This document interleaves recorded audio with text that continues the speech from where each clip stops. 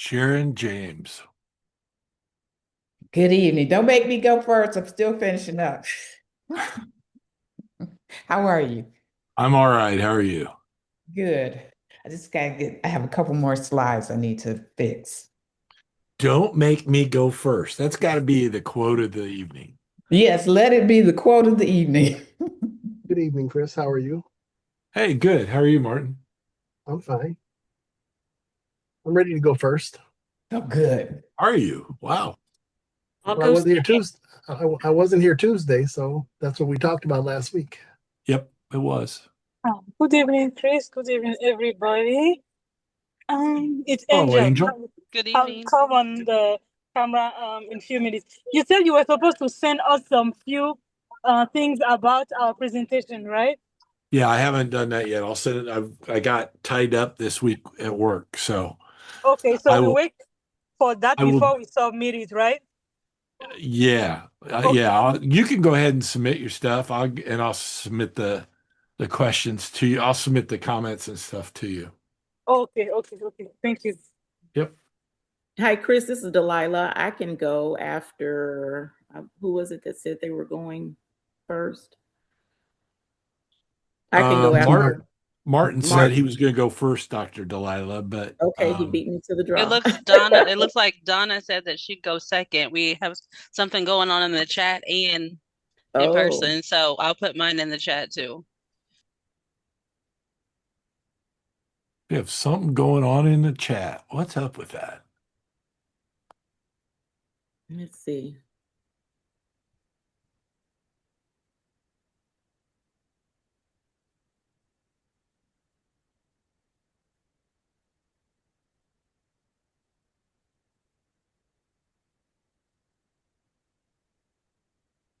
Oh, wow, that was hot. Phew. I made some hot tea and I drank it too fast. Okay, I got to set it up so you can share. Let's just make sure we're doing that. I am ready when you are.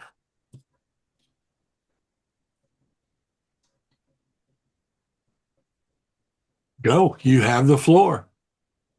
Okay, share my screen.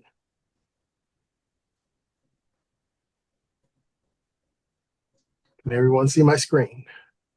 It's rendering. There we Yes. Oh, it's fancy. Okay, prompt engineering, the key to efficient use of AI. Martin Brown. I'm Martin Brown, and I have a background in aerospace industry, municipal government engineering firms. I've worked with computers. I've been a tool designer, a system designer. I've been a GIS designer and administrator, and now I teach at Purdue Northwest in the ITS department.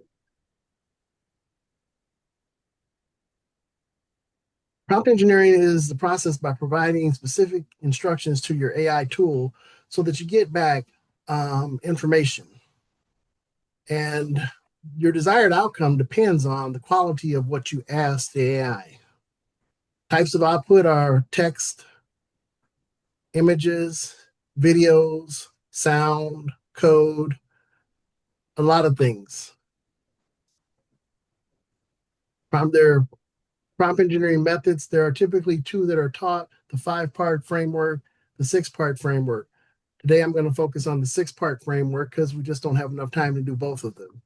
I'm also going to cover 6 IT hacks, AI hacks that will help you improve your prompt engineering.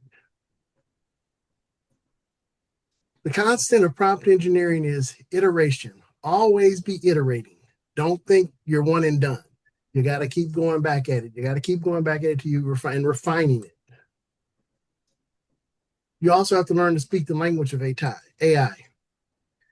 AI models follow the exact mathematical pattern of token probability. Most of us think in terms of possibility rather than probability. Those that have been trained in math and sciences, we look more at probability than we do the possibility of it happening. And that's what happens with AI. Let's give an example prompt of where you want to say, write me an email. And AI output is based on your random and or vague input. AI really doesn't know. So in this case, it's what AI really needs is a structured input. And in this case, that's not vague because it doesn't know what it doesn't know what type of email you want. You want a personal email, business email, sales email, general announcement. You have to tell it some, you have to give it some parameters. The role of AI in the 6-part framework. The role is the first part. You tell AI exactly who you want it to be. So you can tell AI what you want. It'll do what you're asking. So you have to give it context, the context that you want to apply to it. And the task. You have to give AI the task and be very specific about what you want AI to do for you. Otherwise, it will take a broad approach. If you're not, don't give it that way. People say, well, AI gave me this back. Well, no, AI gave you back what you asked for, because if you were specifically vague, it looked at what it had available and gave you back what it thought was the best answer. So by adding some things into it, such as your format where you define what the output should specify. You want it in a table? Do you want bullet points? Do you want word count? Level of emotion you may want in it. What are the rules that you want it to follow? Set constraints and boundaries and constraints. Topics that you want included, topics that you won't want included, things that you want it to weed out. An example, show AI what good looks like for you. And it can be text. You can load images. You can load documents. All these things help AI when you're prompting it to give you some kind of an answer back. So the more you give it, the better the quality of the answer that you get and the more efficient your use of AI will be. The golden rule of prompt engineering. Test your prompt multiple times. Find patterns in the failures. Just because it didn't give you what you wanted doesn't mean that there's not something there. As I was always taught, chew the meat and spit out the bone. So if 80% of it is good, throw away the 20, work with the 80 and build on that. Iterate and refine until your prompt is bulletproof.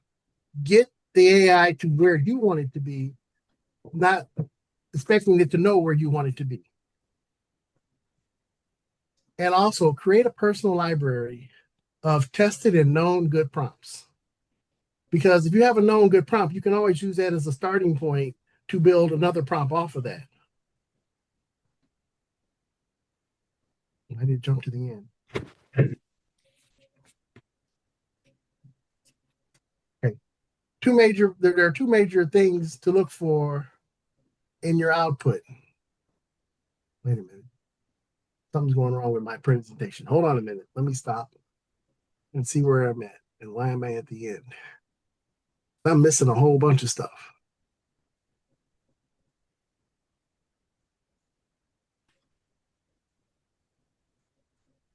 You jumped over this. I went through that. We're good. We're good. I'm good.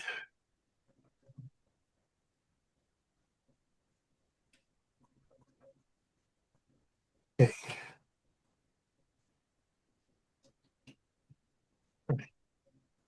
We've gone through the prompt engineering, but there's some things that you have to worry about as far as what prompt engineering is doing for you. Hallucinations.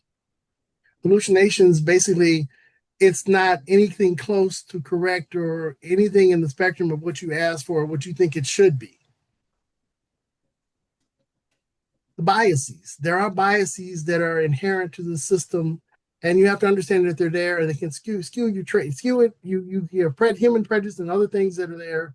You know, you've got selection bias, you've got measurement bias, stereotyping, racial bias, cultural bias, confirmation bias, automation bias. All these are things that can affect what your output will be once you have put this all together. But always what you have to remember when you're building that prompt is that prompt has to be well defined so that AI knows what you're looking for in that tool. There are a lot of different ways that people get frustrated, and I in my teaching with my students, they get frustrated. Well, AI did this. Well, AI didn't do that. Let's look at what you've put together, because we use AI as a design tool versus some of the ways that most people use it. I'm teaching a database design class, so students are learning how to condense time by using AI. When they do their ER diagram, they then would have to produce all the code from the ER diagram in SQL to build the database. Well, using Lucent Chart, that allows them to take their normalized AI diagram and build their database in SQL Server or whatever database engine you choose to use. They're using. That takes about 3 to 4 weeks out of the design time, because they'd have to otherwise fuss around with this code trying to get it right and make it work. Well, by them completing that document and the AI generating that code for them, they can do it. Now, they may have to tweak it to get what they want, but they don't have to spend 3 or 4 weeks learning how to code. Same thing on the back end. When they're doing their processes, they can use AI to build their interfaces, or what you would know, the user view, what you would know, like where you would use that as when, say, you're going into a website and you're creating your customer account. That's what we call a user view. So they can use it to create those, and they can mock up several of them in 20 or 30 minutes and decide which one they want to use, rather than days to do every time working on just a single one. So this module that I've just shown you here is an excerpt out of my lecture, which will be after spring break, on how to use AI efficiently and ethically in design. This is an assignment that I would give them. They have to pick something they do all the time. This will be a lab, and they have to write an email, creating content, analyzing data, whatever they want to choose. But they have to use the 6 and the 5-part method, because I'm only talking about one here, so I've shortened it a little bit. But they'd use the 6 and the 5-part method to do this. Plus, you would use the 6 hacks that would show you more ways to make your presentation more effective.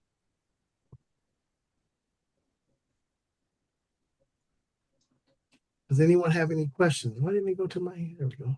That's my endpoint. Thank you. Any questions? I'll get them started. So what part of this did you use AI on? What part of it I use AI on? Yeah, what part of it did you use AI to create any of it? Yes. When I was building the models for the 5-part method. Yeah. I use AI to do that. I mean, there's a ton of videos out there on YouTube that explain these different things, and there's a lot of different ways it's put together. So I use that to kind of look at what the different variations were and pick some of the wording. Mm-hmm. Okay. And I mean, it's actually, this is just one part out of a much broader. It's an hour lecture, so this is only 25% of it. Okay.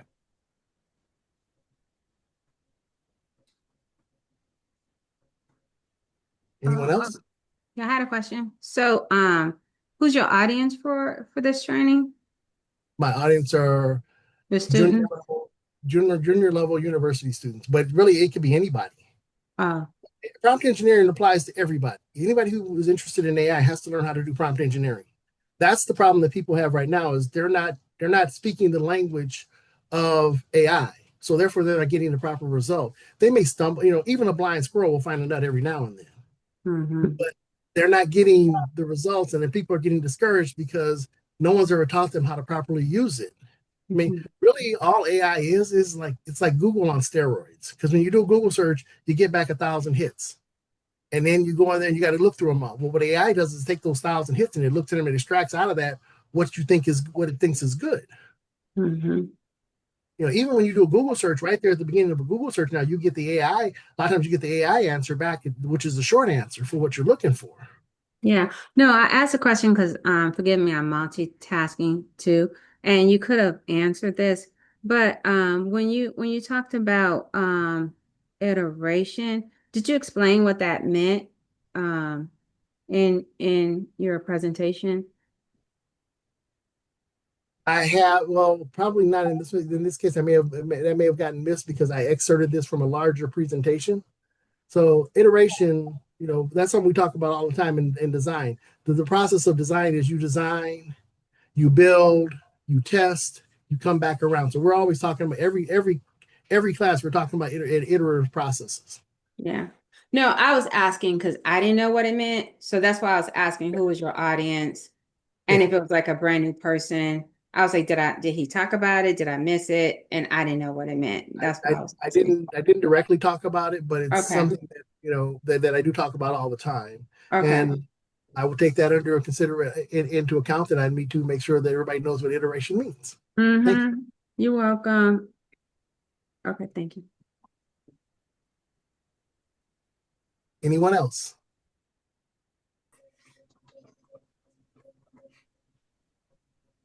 This is Sheree. Martin, you did a great job.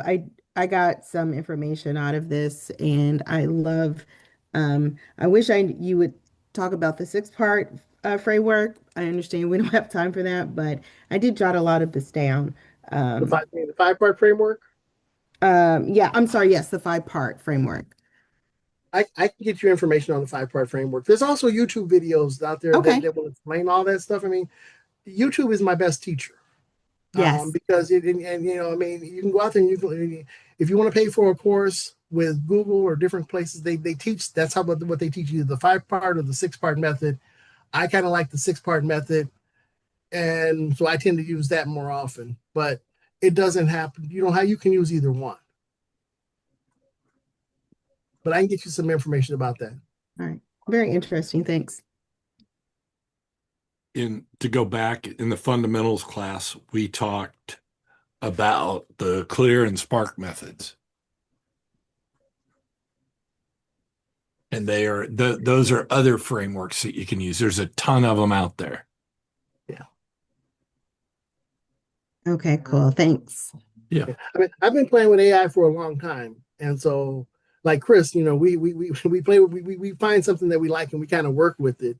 And I test other things. I mean, one of the reasons why I'm here is because I'm learning stuff from you all, because sometimes you all are my teacher as to what I may not be doing right or what I may have forgotten about because I haven't done it in a while. And one of you asked a question and that triggers something in my head that says, oh, that's why my project was going off. So when I get off this meeting, I go and fix my project because you all gave me the answer. So, that's what community is all about. That's one of the things I try and teach my students is this is a community. You all, part of you come into class, you have to come to class because if you're not here, they're on teams. And if they fail their team, if they don't show up, they're failing their team. So when they fail, it's not about just them getting a grade. They have to work in their team because they have to present a project and they have to do a fully functional database at the end of this class. They got 16 weeks to do that. And the only way we can do it is it used to be a 2-part class. It was 32 weeks. They made it into one semester. The only way you can do what they're asking to do for the students is show them how to use AI to minimize their time, to maximize their time. There's no way that I could teach them what I want. I've implemented what I call lab lectures because on my regular lecture, I have to teach them what's in the book. On lab lecture, that's where I'm teaching them how to do project planning, how to use AI, how to build documents in Word, how to use Excel, all these things that they don't know because we assume that young people know how to use these things and they really don't because they've never had it. But with a little simple instruction, they're off to the races. Any other questions? I think I'm going to add a comment. I think one of the big challenges that we're going to have, and you've alluded to it, Martin, is that there's going to be a opportunity for us, I think, because kids are so good at using their phones that digital literacy is going to be redefined as not so much how do I use a computer, but how do I switch from a phone to a computer? Yeah, well, I mean, we used to give tests, and the test was all about, what could you remember, what you could come into the testing room and do. I give Right. my students an open book test because life is about what resources you can find. Now, they have a defined period of time to do the test in, and an open book test is harder than a closed book test. But that's the challenge of what you're talking about, Chris, because you can use whatever resources you want. But I do tell them, if you give me a Google answer, I will give you a 0. Because Yeah. I recognize a Google answer because it just doesn't make sense. And you can ask them, explain this answer to me. And say, I don't know how to explain. Say, that's because you got it from Google, right? And well, yeah. So yeah, but yeah, you're absolutely right, Chris. The way things are being done are being redefined. Like I told them today, I come from the Model T era where you crank the car to start it up. They're coming from the era where when you talk to your car to start it up. Right. They're not even have keys and buttons anymore pretty soon. you know. But yeah, it's we have pretty lively sessions and they're pretty engaged. They actually talk to me. Good. But it's but yeah, you're right. You're right there when you say what you said about how they are. So all right, I will relinquish the floor. Anybody has, if no one else has any other questions, I will relinquish the floor to number 2. Thank you, Martin. You're welcome. Appreciate you did a nice job. Let's go to who is number 2? Donna said That she'd was go Donna. second. That's right. Thank you, Carletta. All right, Donna, you're up. Okay. Now you got 15 minutes plus a few minutes for questions. So And my screen. Okay, let's see. Well, oh wait, here we go. Okay.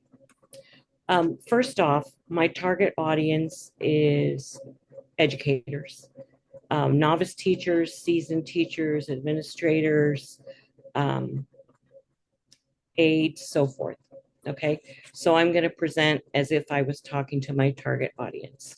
Okay, so my topic tonight is AI as a thought partner, reclaiming time, insight, and impact in teaching. The conversation isn't about tools, hype, or technology trends. It's about professional positioning, how educators choose to engage with their emerging capabilities in ways that strengthen practice rather than dilute it. My goal is not to convince you that AI is necessary.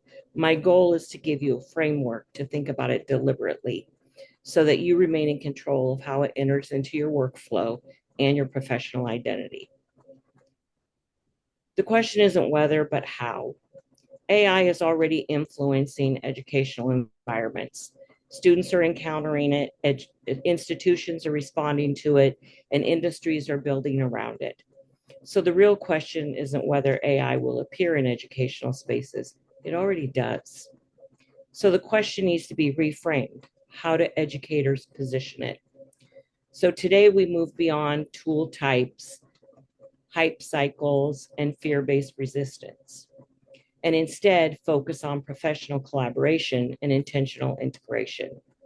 Because when framed correctly, this isn't about replacement, it's about expanding thinking capacity. So framing the conversation, we'll move through 3 ideas. First, why AI matters right now. Educators are operating under increasing time pressure, planning demands, communication load, differentiation, documentation, and the list goes on. AI emerged at a moment when cognitive workload is already stretched to the max. Second, positioning, choosing proactive engagement rather than reactive avoidance. And third, redefining AI as a thought partner, not as a substitute. As George Couros puts it, technology will not replace great teachers, but technology in the hands of great teachers can be transformational. That transformation depends entirely on how intentionally it's used. So think for a minute as an educator, where does time pressure most affect your work? Is it in planning? Is it in feedback, communication, resources, documentation? Which area creates the most pressure in your practice? Most educators would answer probably all of the above.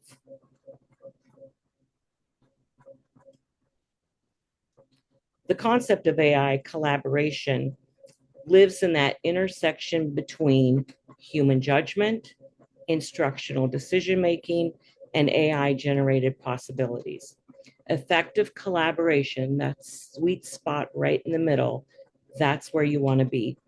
That overlap is exactly where meaningful professional control remains firmly with the educator. Reframing AI. It's important to clarify what AI is not. AI is not your subject expertise. AI is not your knowledge of students, and AI is not your professional judgment. Those remain uniquely human contributions. What AI can provide is variation, drafting, support, alternative perspectives, and idea expansion. And automation and collaboration matters here. Automation replaces tasks. Collaboration supports thinking. One diminishes professional agency, the other expands it. Strengths and limits. AI strengths include generating multiple approaches quickly, offering language variation, producing structural drafts. Limitations are equally important. Lack of contextual awareness, potential inaccuracies, and absence of ethical reasoning. Trust comes from transparency. Acknowledge both sides clearly. Educators remain responsible interpreters of those outputs. Now we're going to go through some discipline spotlights, and I'm going to go through these rather quickly. Hey, sorry, Donna. Yeah. Are you trying to share your screen? Yeah. You're not. Oh. We're watching you talk. So Oh. I'm not sure. And Kathleen, I've been waiting to see if there was anything, and then Kathleen prompted me. So Hold on. I don't know. Hey, Chris, this is Brett Harley. I'm actually driving. I actually heard Donna perfectly clear. And without seeing her presentation, I understood every letter. yeah, we all did, understood her. We did too. We just didn't see. We could understand everything she was doing. Yeah, I actually love the way she's presenting right now. That's my input. Well, let's see. Let me see if I can get it. Hold on.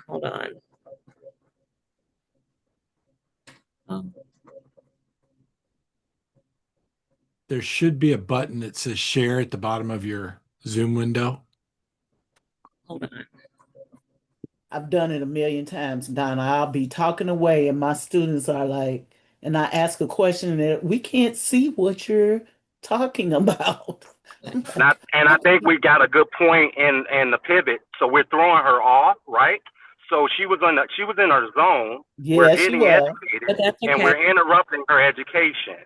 So we need to let her continue to educate us, and let's stop interrupting the presentation. We'll handle the technical part afterwards.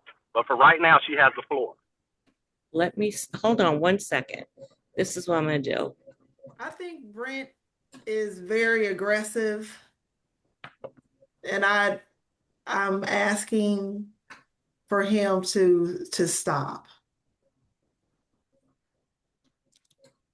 Are you asking me to stop, or are you asking Donna to stop?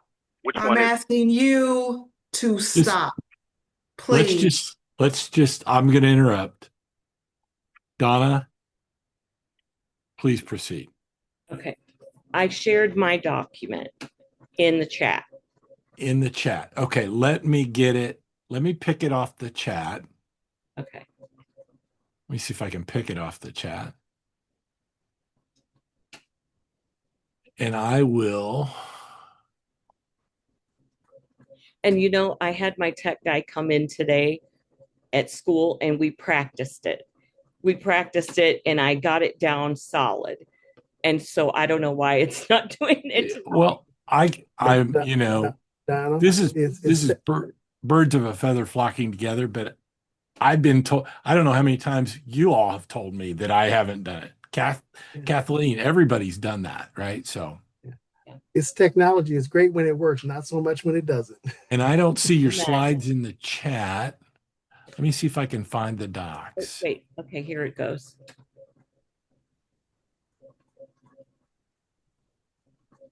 I didn't hit enter. You done got that this, too. Donna. Don't even worry about it. You got it. Thank you. Okay, I requested access. If you'll do that, and then I'll. Okay, so.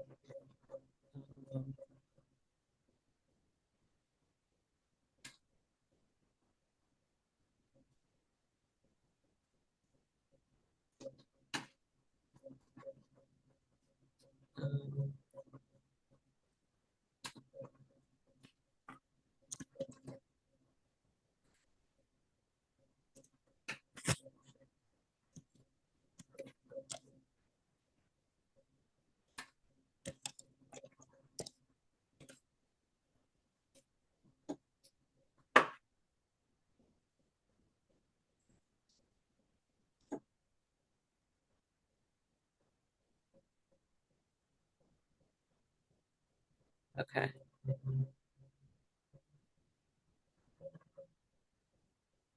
Okay. Okay. Let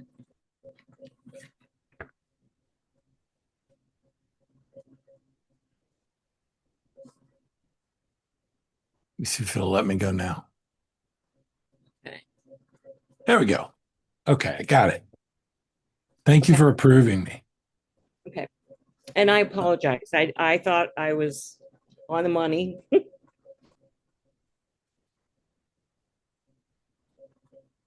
All good. You were on the money.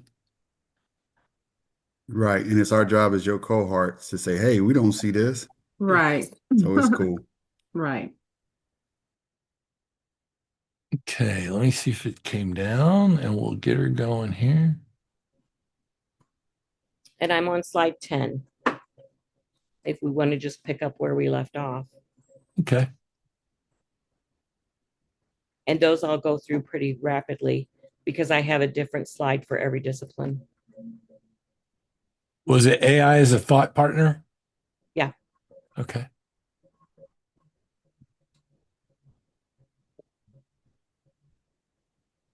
Come on. It never moves fast when you want it to, does it?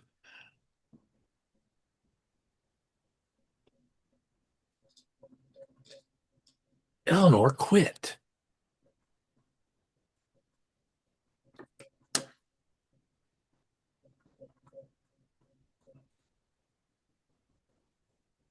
You say you're on slide 10? Mm-hmm. Oh, no, I'm not doing that. I'm not going to do that, Donna. Oh. I'm going to go through and I am going to I'm going to go through and just spend a second and go through because your slides are fantastic.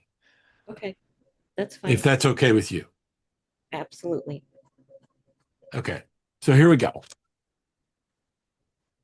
Title slide.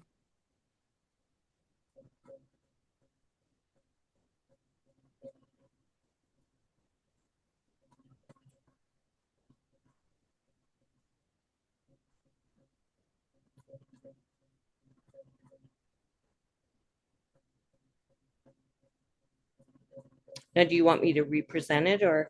No. We'll just give her a chance just to glance at it and then we'll go on. All right. Well, thank If that's you. okay. No, that's totally fine. Thanks.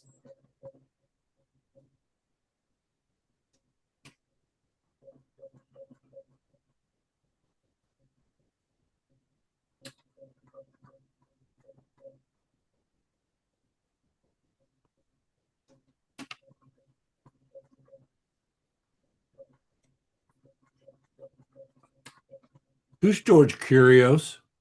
Or what? I probably butchered his name, but Um, I think I want to say he's somehow social political, okay. because I just looked for quotes about innovation and education. Mm-hmm. ChatGPT gave me a whole list, and that was the one I liked the best. Okay.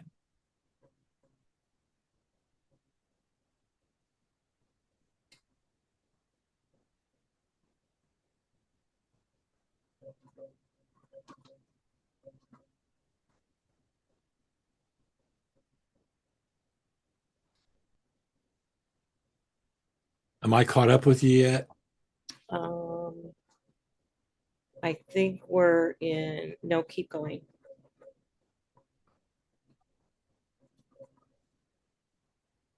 I think two more. I like the Venn diagram. I like this part about effective collaboration. I know I'm supposed to wait until the end, but No, but, and that's the sweet spot, is right there in the middle. I probably should have circled it in red. when you had it highlighted in dark, this when you laid it on it, it drew my attention right away. It did what you wanted it to do.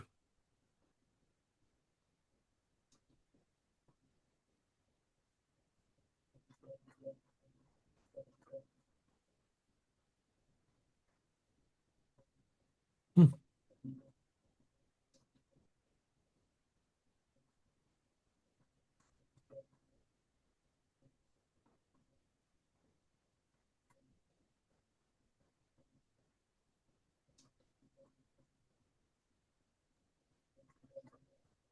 I put a link in the chat box to who George Kiros is.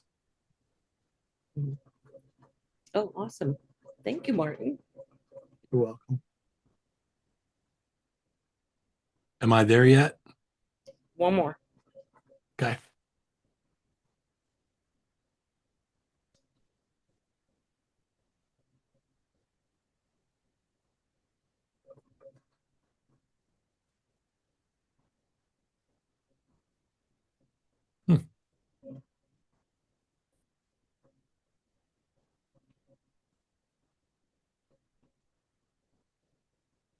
Okay.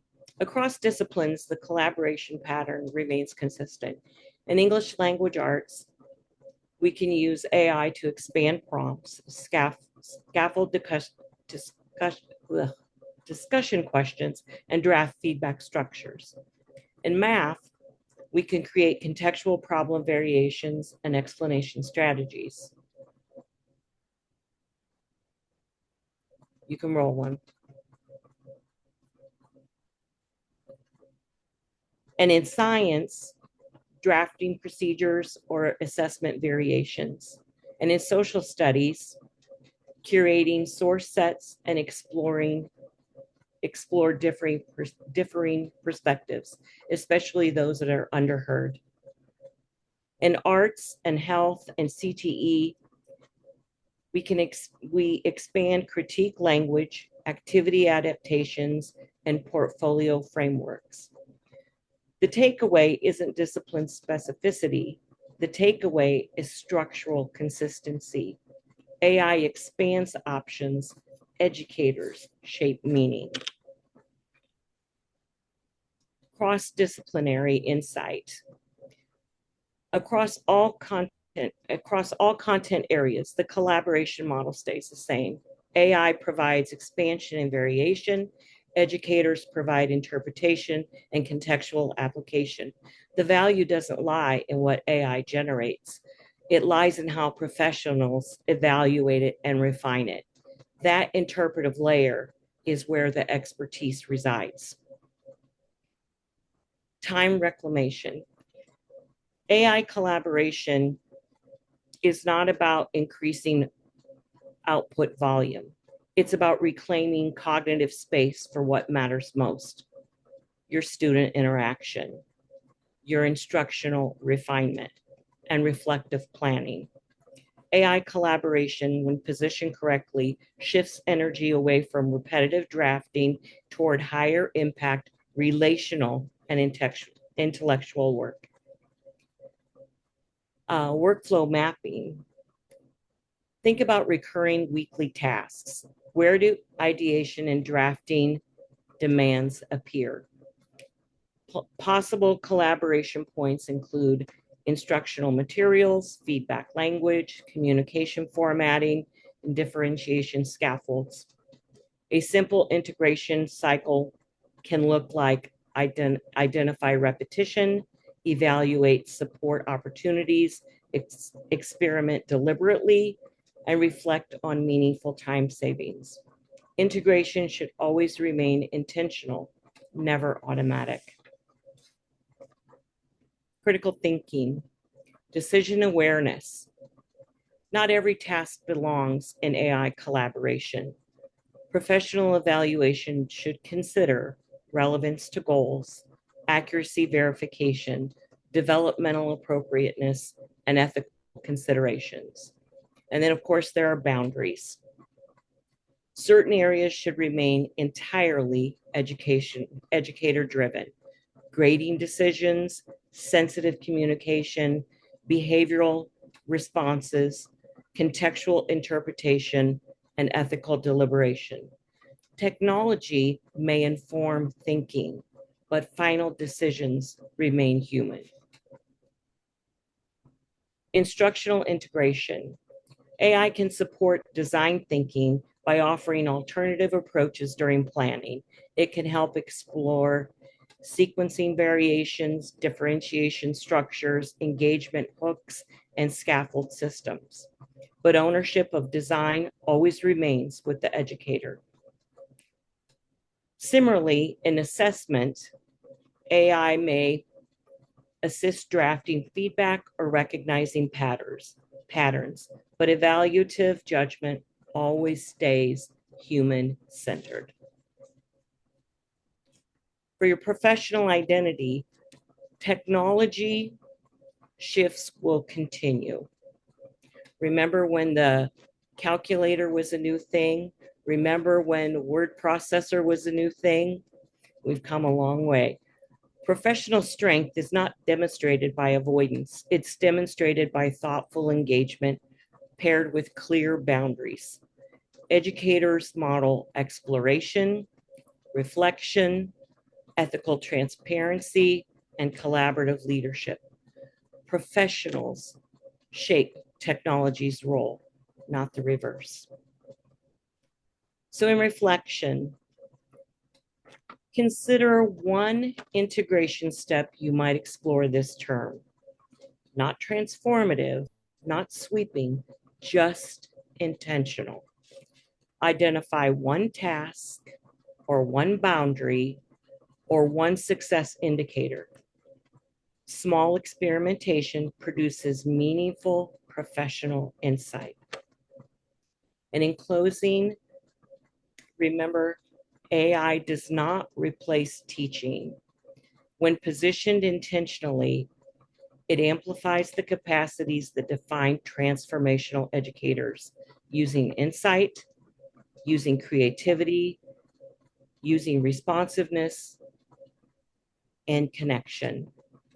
Ultimately, the choice is yours. Position AI as a thought partner and shape how it serves your students and your practice. So let me leave you with one final thought. My adoption of AI wasn't driven by fascination with technology. In fact, I'm barely above a novice myself.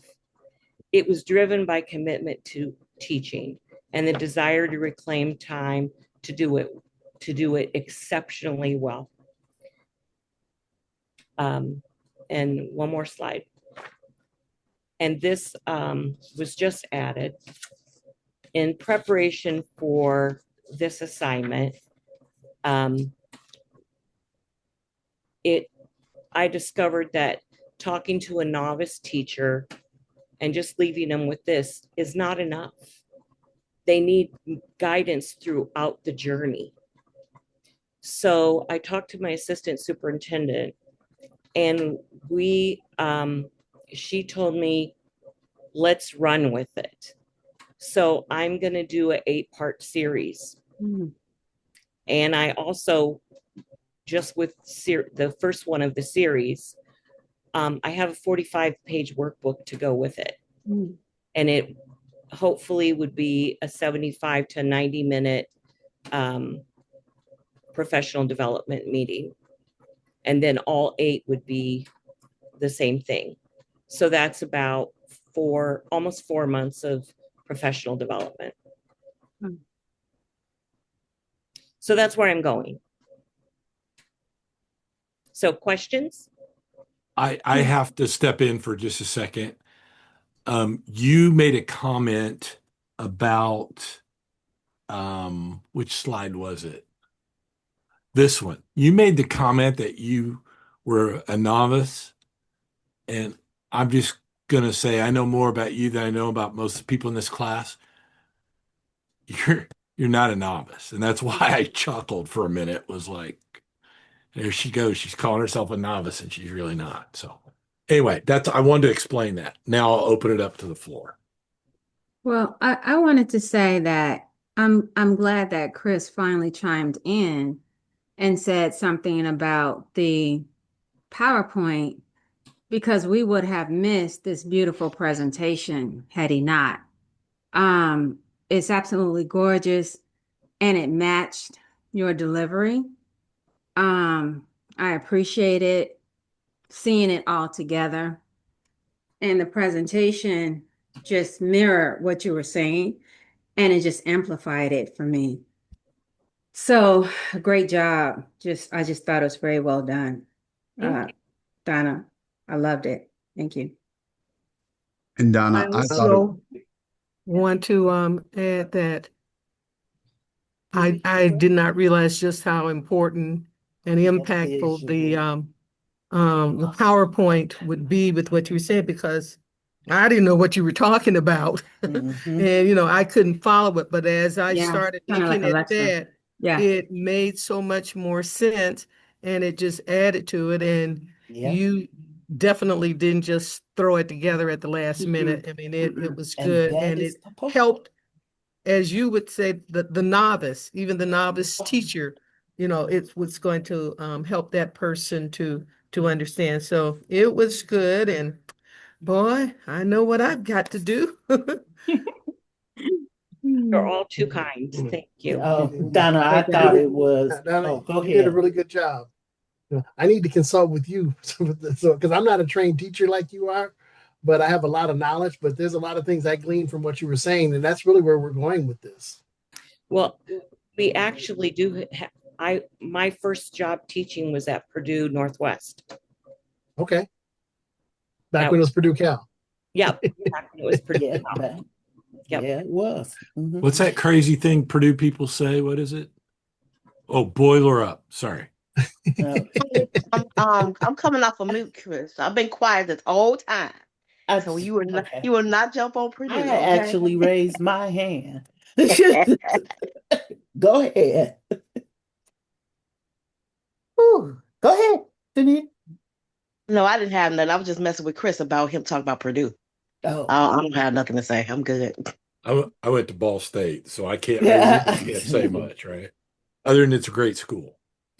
But okay, Donna.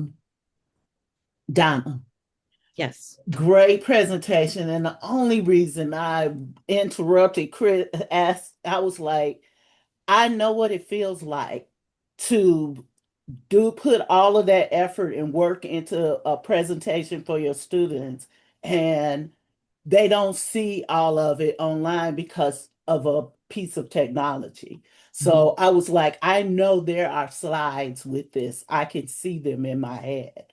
So this was a great presentation, and all of the points that you made are exactly why I think we have to act now as educators. We cannot wait around for traditional step through of education for 20 years for a new idea to catch on.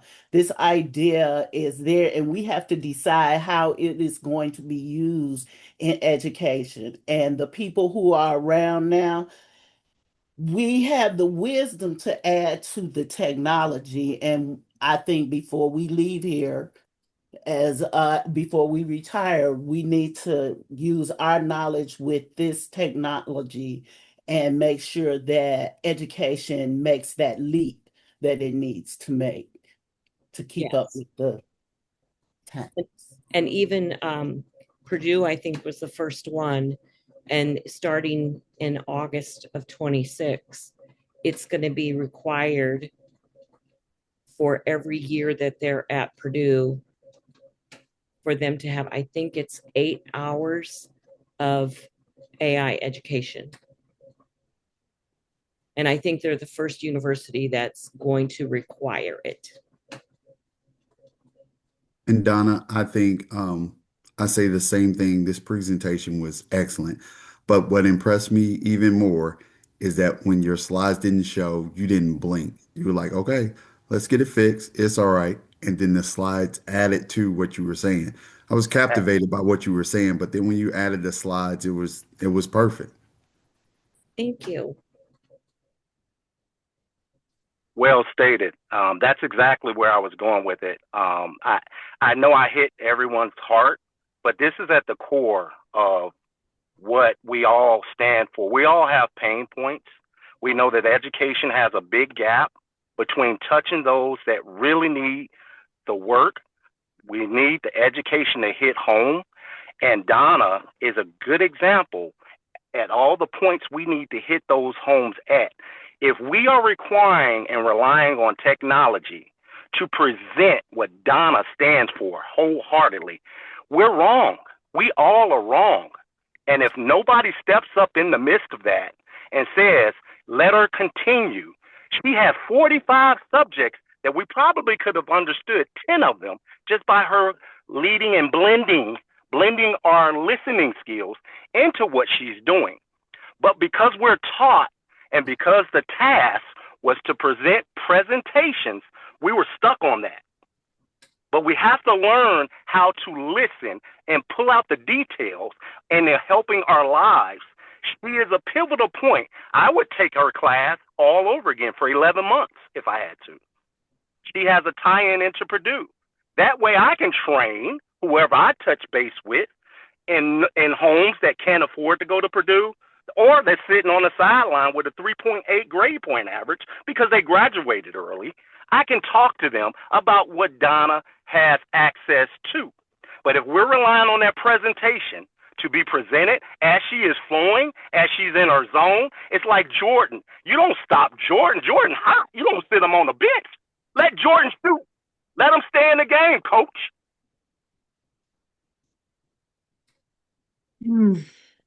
Great point. I got a comment. Donna, I think your presentation really did hit home. This is Shanita, by the way. Education and AI is really a strong point for me, which actually showed in real time the fact that you got a workbook, the fact that you're ready and prepared.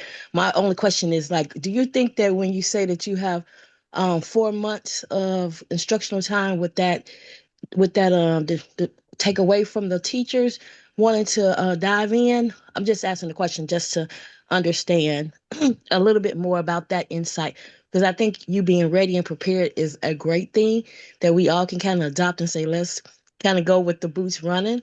But I just wanted to understand, like you said, you had a workbook. What else did you said you had available for the instructional part? I didn't get that part. This presentation is number 1. Oh, okay, good job. It's 1, and you said you had 8. And then I have a 45-page workbook that accompanies this presentation only. And that would equate to about a 75 to a 90-minute professional development. Okay. But then I'm not giving further, I'm not showing them exactly how to write a prompt. I'm not showing them the more specifics. And each one, if you could scroll to the next slide, Chris. Back or front? The last slide. That one? Okay, yes. So the next one is how to leverage AI for differentiation. So then you know, and anybody who's been teaching, they know you have several levels, even within one class. You'll have an honors level, AP or dual credit level. You'll have your regular level kids. Then you'll have your SPED students that have IEPs, or even those with 504s that accommodations have to be made. So then you can take the same lesson and differentiate it in many different ways to suit all those audiences. So one whole professional development, the 75 to 90 minutes, would be just on how to do that. Okay, Then okay, that's excellent. That's what I'm saying. That is a Yeah. good point. I think that they are going to really resonate with that. And good job. It just brought home to me about how I want to get more educators on board with my cohort 20, so that I can get them on board to kind of activate what you're showing us today. So thank you for bringing this to our attention. Thank you so much. Okay. Thank you, Donna. I think you know what I think, because I've heard this. She's talked to me about this before, so I'm a big supporter of what she's doing. And I think you did a great job, and you did a very nice job, as somebody pointed out, of handling the technical aspect of it, right? Because you had a problem, you didn't let it, you were just unflappable. You just, okay, what can we do to figure this out? And you got on it. So for everybody else, it's going to happen, right? And her reaction was great about how she handled that. You know, and your audience will be, as part of learning to be a facilitator, your audience is more forgiving than what you think they are. They understand, because most people have had something like that happen to them, some form, some way.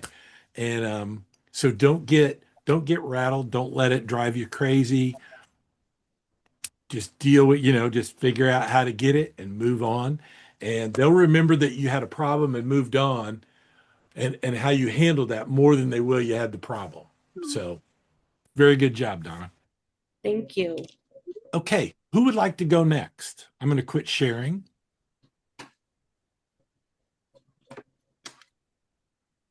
I can go next. Chris.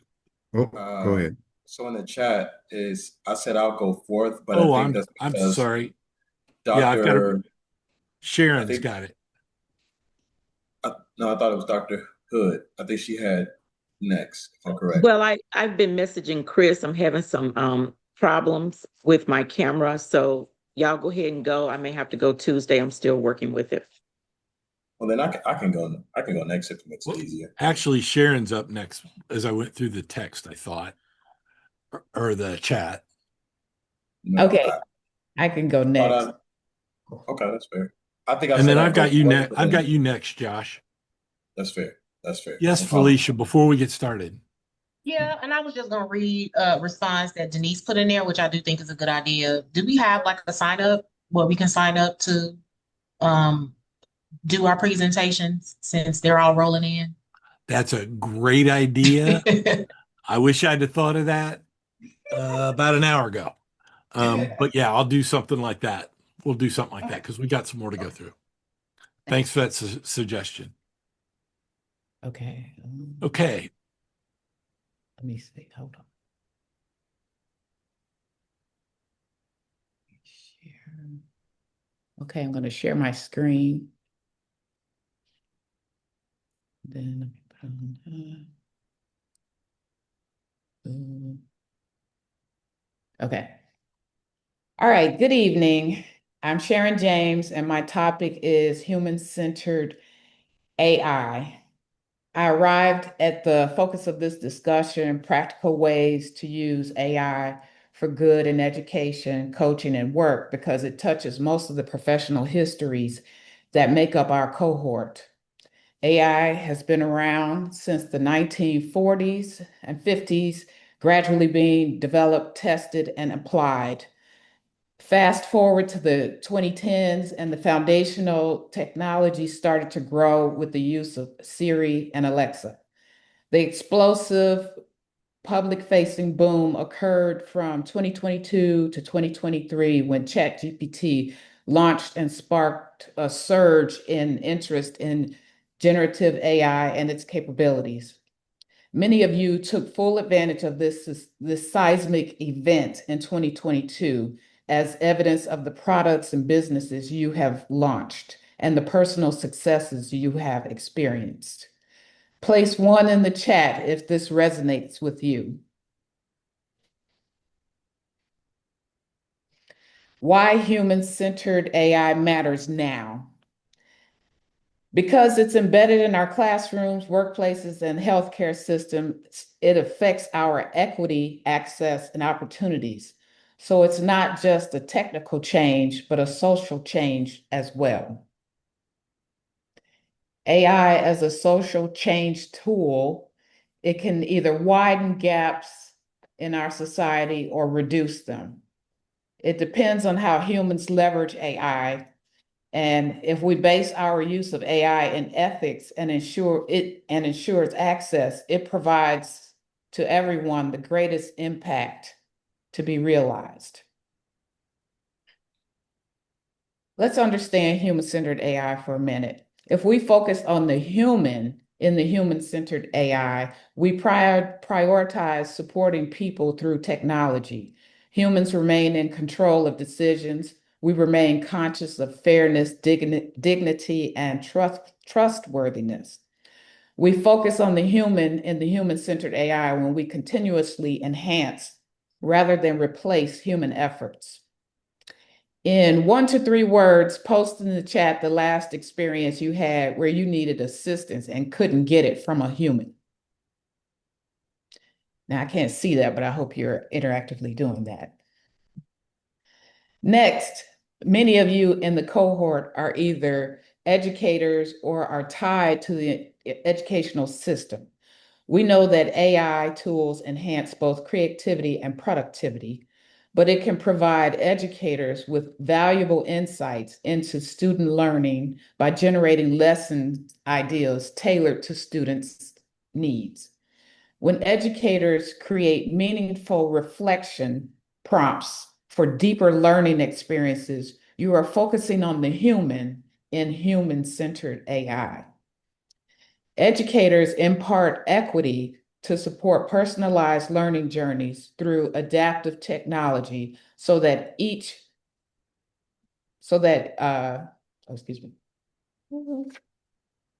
Educators impart equity to support personalized learning journeys through adaptive technology so that each student's strengths, weaknesses, and learning pace is positively impacted.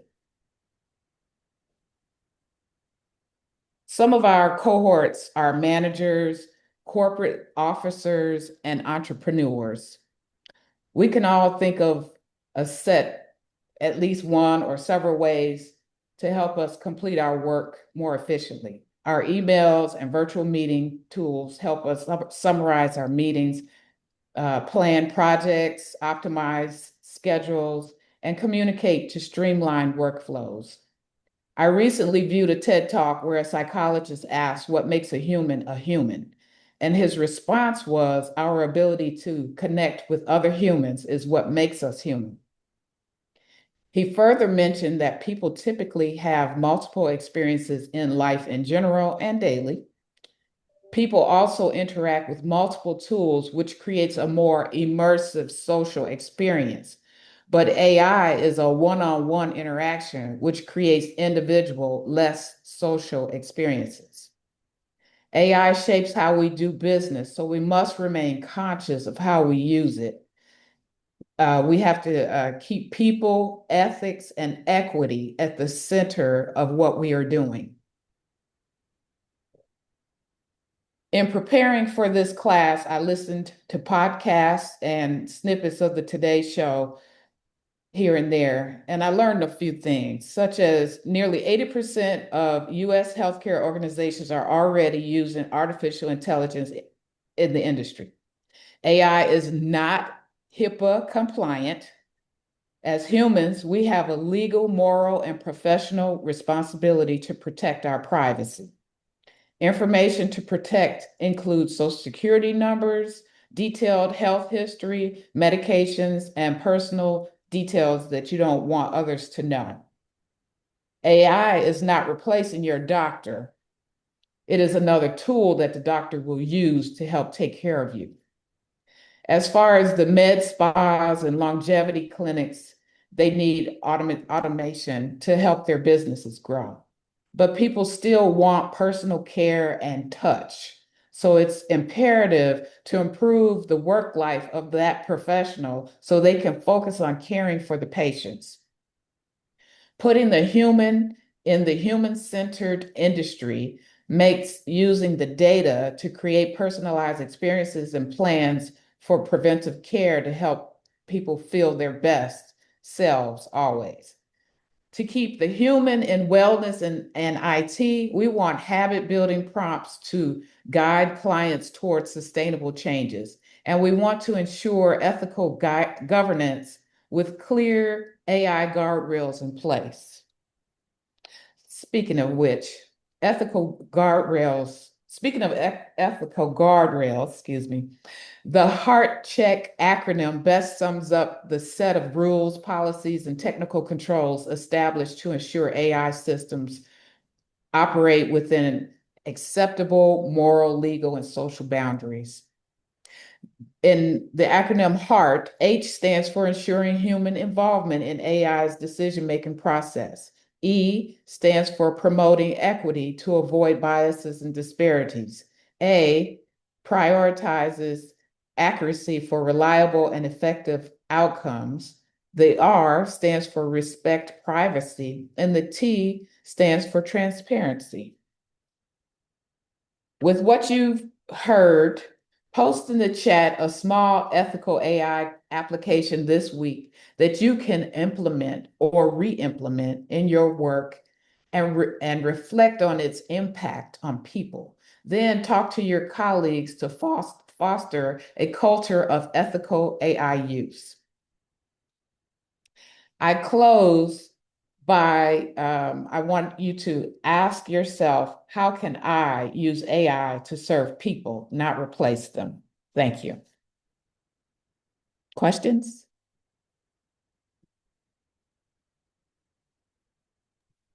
I don't have a question, but I love that. I love that question, that ending question that you posed for us. Me too. Thank you. Yeah, I love that. And I love that HEART acronym. Where did you find that? So the way I prepared for this, when I didn't get my topic right away, I asked, I had already started thinking about it because of, I use ChatGPT a lot, and I'm a UX designer, so it kind of knows my flavor. So I put in a prompt to say, I have to do a 15-minute talk on AI, and I talked about the different professions that you all have posted that you have on our community, InnoPower, and I put that all in there, and it came back and it said, well, why don't you speak on human-centered AI? So I gave that to Chris, and then he told me, he's like, well, you can just check this. And I was like, I forgot we had already had a class on that. So I had to really work to not make mine sound like his. I did that, but we did touch on the same points. And with Donna's presentation, I just felt like everything she said, it just married very well with what I shared with you this evening. So thank you, Chris, for letting me go after her, because that just really, those two just went well together. So you really didn't answer the question though. So I'm gonna put you on the spot. No, you didn't. So where did you get the HEART acronym? It came from AI. Oh, you know what it was? So there wasn't a source cited. Well, it came from AI, but let me tell you what happened. So when I put the prompt in there, it gave me the what I should do. So I took that and I put it in Canva so I can generate my slides, and Canva generated the slide with that HEART acronym in it. Oh, it did? You should do some you should do some searching. And if you don't find anybody else using that, you should copyright it or trademark it or whatever you want to do and start Really? and start talking about it. Yeah, I mean, Yeah. you said it and you went through it and it was like I was like, crap, why didn't I think of that? Yeah, that's, Because I mean, they're that's really That good was at already out there. but that was where? really good. I didn't know. I just put it in there with everything I had written out, and it just it brought back that. I took it down, but it brought back that slide you saw, and it put heart in there. And then I was like, well, let me make sure I know what I'm talking about, because I had to go and make sure that each one of those things I was covering, um, you know, spelling it out properly. But I was like, yeah, okay. So I just went with it. I just didn't know this could possibly be something original, but I would definitely take you up on that. Yeah, I mean, you could Dude, lead with that. That could be, and I felt that it was very balanced with talk a very fair talk, like talking about the, the positives and the things that we should keep in mind. Does that make sense? So it felt very fair and balanced too. But I agree with Chris. I think that's something that you can lead with, that HEART acronym. I loved it. Well, thank you. You're welcome. Great job. I put a TM on that right away. Yep, that's exactly what you do. well, too late. I've already done it. Okay. Yeah. I would just say that I liked what you did. Your presentation was really nice. It was a different style. I like the fact that it was a different style than Donna's. Yours was more Donna's was more colorful, I thought, but I thought yours really held well together. I guess Donna's was more soothing. That's the way I wanted to put it. And I like the fact that when I said no, go ahead and do it and do your take on it, you took on the challenge. That was a good, it's good, a different way of reinforcing what I said. And I think you did a very nice job at it. And I'm glad, like I said, I'm glad you took that and put your own spin on it, because it was, like I said, I'd trademark that hard. If nobody else has got that, I would do that if I were you. I will. Thank you. What other? Go ahead. Sorry. I don't have a question, but my comment again, like everybody else's, it was really good.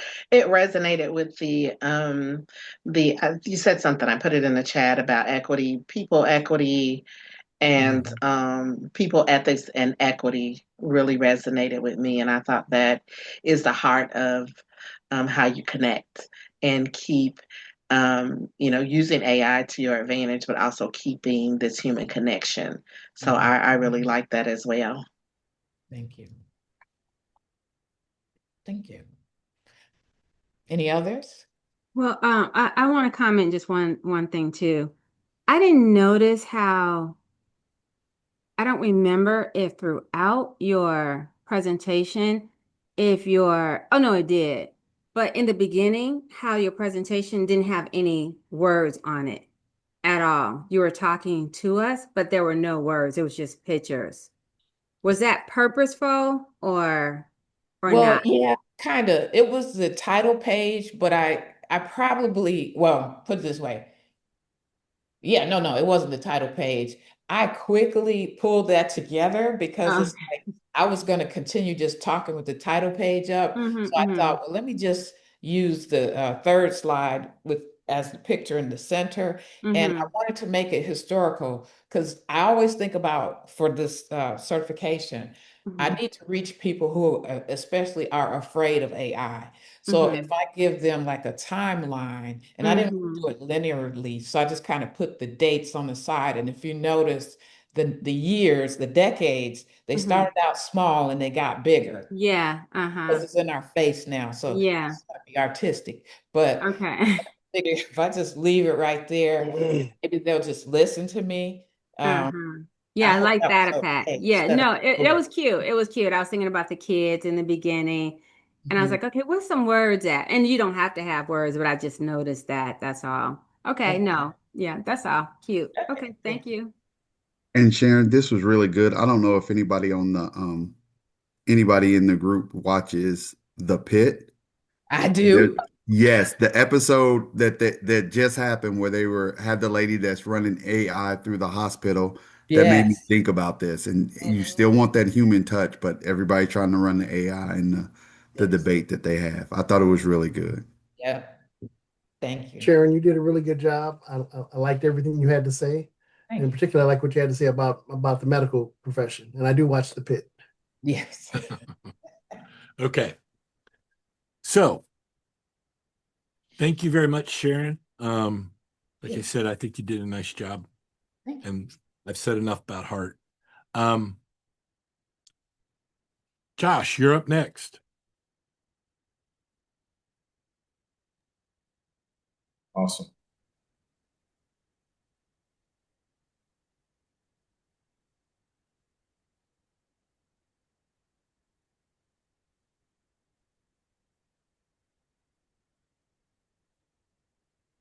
All right. This is going to be a good one.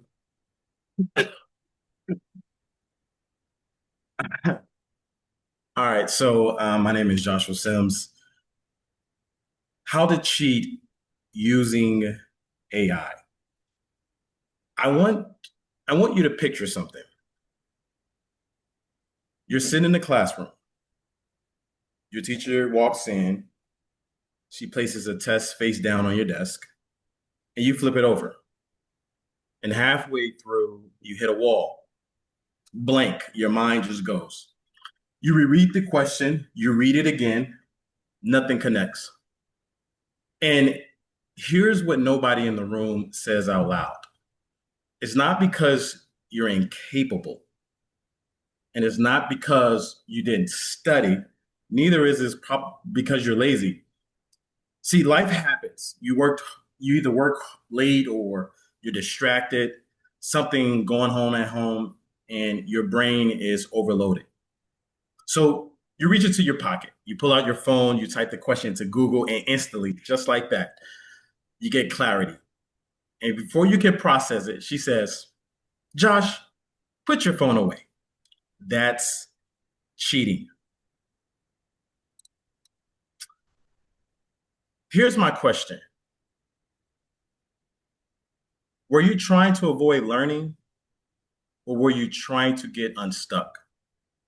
Were you trying to bypass thinking, or were you trying to access information? Because outside the classroom, if you have a question, you Google it. In your office, if you need clarity, you search for it. And in the real world, using tools isn't cheating, it's competence. So why does the rule change when we use AI? And more importantly, why do we still carry that rule into our professional lives? Let me invite you into my world, the beautiful world of architecture, engineering, and planning. And I'm going to give you a little bit of a secret. Hopefully no one takes this secret outside of this class. But we cheat all the time. We cheat drafting with CAD. We cheat rendering with Lumion. We cheat with calculations and spreadsheets. We cheat with site analysis with GIS. And no one calls that unethical. So what's the difference about AI? Why does efficiency suddenly feels dangerous? Now let's simplify what we actually get paid for, right? This is how architects, engineers, this is how we actually get paid. So here's another secret.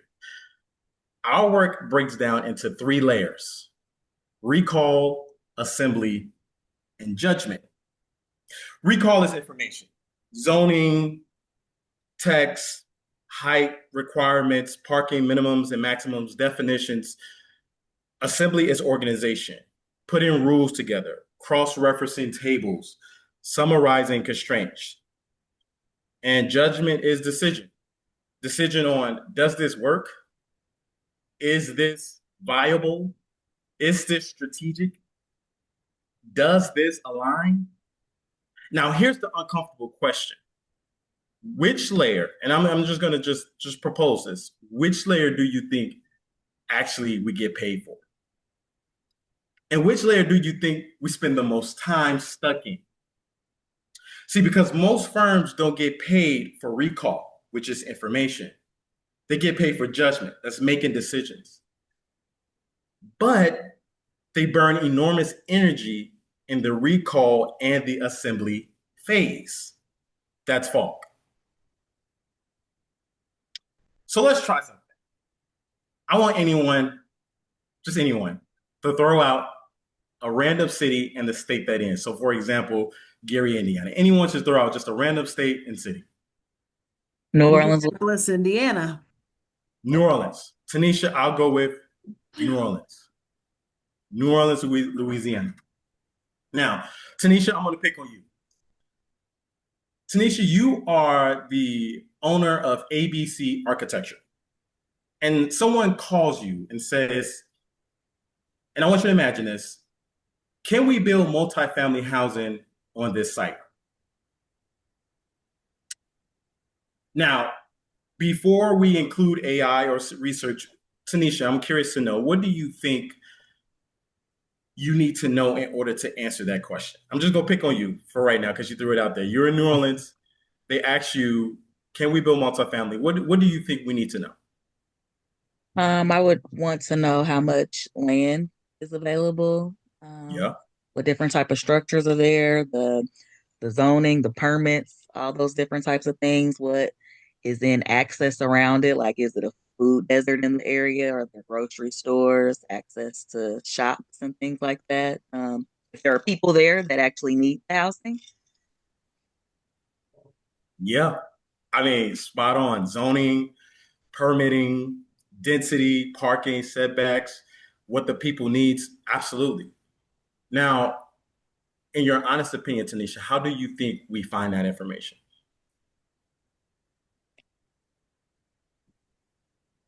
Before AI, a lot of foot traffic and footwork going to different buildings and things, like going downtown or something. I imagine that'd be the first place you might look, to go downtown to a you know what I'm saying, the downtown buildings. I can't think right now, but go to those different types of places and ask for the resources, or maybe call around. I think a lot of people get stuck in that spot, actually. Like now, knowing with us being in the AI class, I'm going to turn to ChatGPT and say, hey, this is what I want to do. But if you're not in this world or something, you might be a little lost. Absolutely. And the last question is, how long do you think that all that takes, right? You're going to the planning department, you're going to the city, county building, you're going to all these places. How long do you think that roughly takes to get that information? A long time. Weeks? Yeah. Sometimes hours, sometimes days, sometimes weeks. And at that stage, we haven't made any decisions. See, we are just trying to understand the rules. And that's what that's recall and that's assembly, right? Collecting information and organizing that information. And in our industry, that's FALC. And here's the part that no one says out loud. Sometimes we don't pursue projects, not because they're bad. It's because the process of understanding them is exhausting. That's what friction is.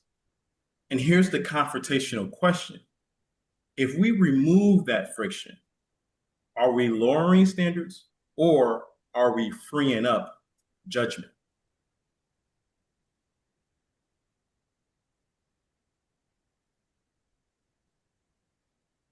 So here's what AI does when we use it correctly. It compresses recall, which is information. It compresses assembly, which is organizing that information. But it does not replace judgment. And that distinction matters because, see, using AI to replace judgment is cheating. Using AI to accelerate understanding is competence. Replacing judgment, cheating, removing fog, leverage. And AI does not make you smarter. It makes gaps visible faster. It shortens the distance between questions and consequences. Now, let me show you what that looks like. See, I got tired of the fog. I got tired of manually hunting fragmented public information, reading through 40 pages of RFPs to find out that if the project wasn't aligned, trying to determine whether something, excuse me, something just popped up. Give me 1 second. Okay, sorry, that just something popped up. Okay, trying to determine whether something strategically smart before I even had clarity. So instead of complaining, I applied the principle. I built a system that compresses recall and assembly, not to decide for me, but to remove fog. And it's called Pursuit. Now, it's not about software, and it's truly, it's about philosophy. It's about cheating, right? And basically, this is how it works. Instead of manually searching for portals, instead of reading line by lines, instead of guessing alignment, this system structures the opportunity, flag constraints, surfaces position angles, highlight fits, and identifies risk. Nothing has been decided. Judgment, decision-making is still mine, but the fog is gone. So when you get to the portal, so let's say, for example, Tanisha over at ABC Architecture, she's looking for the next project. She's looking for the opportunity. She's looking for what connects her and the research that she needs when that client calls her, right? When she signs up for Pursuit and when she gets onto Pursuit, Pursuit basically opens up with a dashboard that shows all her active opportunities, all her active pursuits, her pipeline value, urgent deadlines, her strategic alerts, and upcoming deadlines. Well, how does all that information get gathered? Well, her firm has to have some type of identity. Everyone has identity, but she has to also recognize that identity. So she goes in, she puts in her firm profile, right? Now, just for demonstration purposes, I put my firm in there, just Exurban Design, right? Here's our website. And if you're on this site, you get to choose, okay, well, my firm type, whether it's architecture, engineering, planning, AC, hybrid, or municipal advisor. Then you get to decide how many, basically your team size. Do you have 1 to 10 or do you have 500 plus? For us, it's 1 to 10. You also get to choose your geographic markets. So where your firm operates. Some firms operate nationwide. Some firms operate regional. Some firms operate state specific. It's all about your scale. And with that being said, you're able to choose the regions in which you operate in. So for example, we do operate in Indiana, but I do have partnerships with Illinois. I have some partnerships in Michigan, and a couple in New York, right? So I can select those based off of the partnerships or also the license that I have. Then you also get the opportunity to identify your firm's core capabilities and specialities, right? What makes your firm strong, right? For our firm, it's affordable housing. We're very passionate about affordable housing. We also focus on TOD districts, visualization, mixed use, site planning, civic, urban planning, RP strategies. But there are some that care about healthcare facilities. If you talk with Schmidt, they are real good with educational facilities, K through 12 facilities. So Schmidt Associates, which is located in Annapolis, would select that. Then you would go to, once you fill that out, then you would go to preference. And you would start identifying your different types of preferred project types. For us, it's affordable housing, mixed use, civic building, transit infrastructure. For Schmidt, for example, it'd be education K through 12. That's not our specialty, so we don't have to do that. The whole idea is to identify what makes your company stand out. Then we also want to do something where we excluded projects. Sometimes there's just going to be projects you don't want to work on, and that's okay. You should be able to select those projects and say, hey, I don't want to go through and sift through 200 RFPs and RFQs out there and grants that are not tied to the projects that I don't want to work on. Then also there should be a client and procurement preferences. This is where you get to identify who your client is. Is it the city? Is it the county? Is it the state? Is it feds, developers? You get to choose, and you get to choose your procurement type. You set the budget. Some firms want to be in the $200 million range, $100 million range. And these are the types of project that they bring on. Some just want to basically, scrape their teeth and do the quality love type project. So you get to decide what budget it is. So for us, for demonstration, that's $1 million to $200 million. You can set Josh. no maximum, no budget, right? Hey, Josh, Yeah. you're at time, man. Oh man. Okay. I didn't realize that. Okay, cool. You were on a roll. It was, I didn't want to stop you, but you were on a roll. No, you're good. So you built this app, right? Yes. What'd you use to build it? Base 44. Okay. Nice looking app. Yeah. It sure is. Real quick, I'll show you the outcome. If basically the outcome, and I'll make that quick, is just basically so that you can get to the opportunities quicker. So for example, you could type in, let's say, Detroit, and we go Michigan. Just show this real quick. Run research, and we'll keep it just at that scale and just see what projects pop up. So none pop up here, but let's say if we take off our maximums, let's see if anything pops up. Let's see. Oh, boom. So it shows us basically based off our profile, firm profile, all the good stuff. If it's the right fit for us, if it's strategic value, the budget, deadline, this is an older RFP. It should, if we worked it correctly, it should go to our, or the RFP that it exists, and it tells you more about that information, and what they're trying to do. And and then you can just convert it to your pursuit, and you pursue it, and there it is. It shows up, and you can be able to go crazy. Josh, where was this in the 90s when we had to read through all those thick RFP books and figure out where we needed to be? You would have saved me so many long nights and time. Thank you so much. This was great. Thank you. That was our job. I'm sorry. Go ahead. I don't. I would say this is great. Well done. I love it. Thank you. Can I ask one question? Sure. So is this piped into every city hall and municipal how is it? Pardon? No.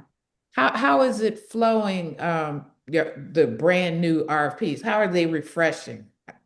What is that piece? That's a great question. So it is based off of research. So it starts with research. And what is that plugged into because That was my question. all these RFPs, how are you dialed in on something to get new ones? That's the piece I don't understand. But this is beautiful. Yeah. No, so basically what we did was we coded the program to basically go after the types of RFPs that you want. And it helped me make sure I answer your question. But when you're in your firm profile, you start identifying everything that your firm's about. So when you go to research, and you can research in any city, in any state in the US, you can find opportunity based on that. So basically what it's doing is it's doing all the work for you. The goal is basically, the whole idea is alignment, right? How do we find alignment without going through 200 pages of work? Well, we set up the framework so that it attracts to you basically by your profile, by your elements. From there, from that research, then you're able to then, let me go back to dashboard. So is it scraping the internet for this information? Basically, Right. Yeah. Okay. Oh, Basically, right. Awesome. So it's basically at just like that, scraping all the information for the types of projects you want to work on versus just kind of walking through a bunch of RFPs and RFQs and grants that you might not be a right fit for you. Okay. There are tools out there they're using that are exactly, they're scraping the internet, pulling that data in, and they're managing it, and it looks out there and finds out what's new, because you got to remember, all our government RFPs are a matter of public record. Yeah. Mm.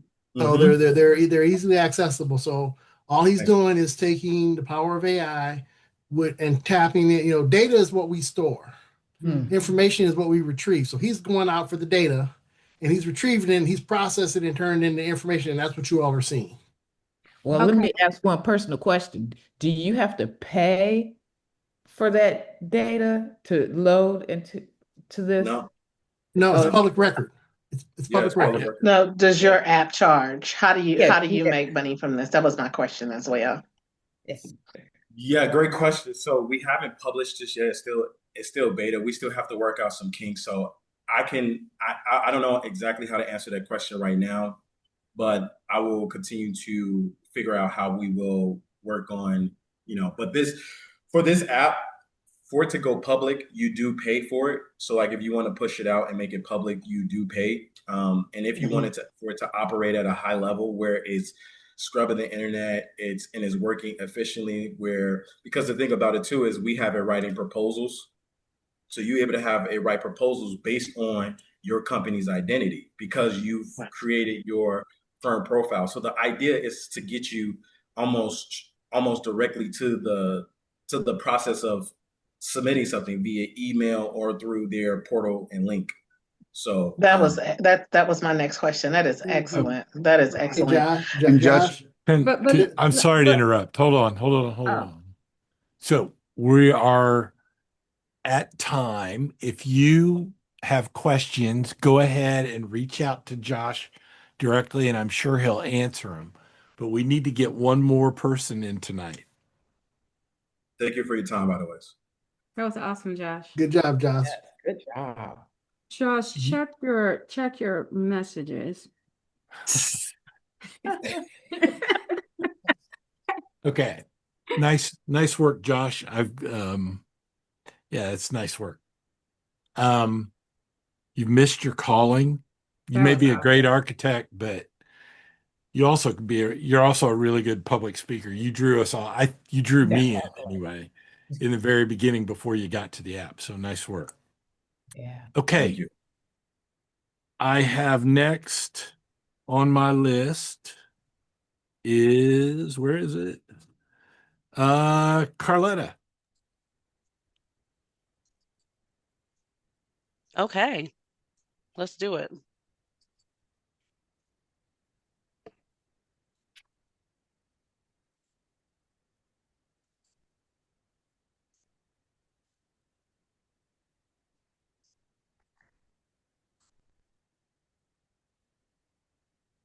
Okay, can you see my screen? We'll start there. So I was thinking about the project that we had to do, and we have to go out and get 20 people to attend our class. So I worked it a little bit backwards, and I thought about how am I going to get 20 people to make sure that they successfully complete this class. So I used AI as a thought partner to really think about those people that would use the business. And so the people that we came up with, small business owners, consultants, coaches, service providers, corporate professionals, educators, and non-for-profit leaders. And so a lot of times I'm always asking AI something and then also checking, with that as well. And as we look at the class itself, we'll see the people that are currently in this class, a cross-section of those exact people, right? So that we know that these are the people that we're going to be looking for to really be in our class. And so as we give them a taste of what this class is about, we're talking about prompting, AI prompting, and prompt chaining, as well as we're going to talk about workflows. And that's what's really get them and interested in attending the class with us. So when we think about business, we always think about Stephen Covey, 7 Habits of Highly Effective People. I don't know how old everybody is, but I remember that was the book that they had everybody read. And one of the biggest things I always took from that is to begin with the end in mind. Right? And our goal is to successfully complete this class and to get our AI master training. So Well, as I talk through this, I'm going to talk about the current adoption trends and shifts to workflows. We're going to talk about prompt chaining fundamentals, and then real world workflows, and then any caution or ethics involved in AI implementation and training. So as we look at the landscape of AI adoption, one of the things that I saw really quickly was that we saw people using ad hoc queries to begin with. So a lot of times people were just asking that one or two questions, right? And that was in 2023. So if you want to put it in the chat, where do you think people are now with asking questions? Do you think that they are more interested in one or two one-offs? Put one. If you think they're more interested in actually creating a workflow, put two.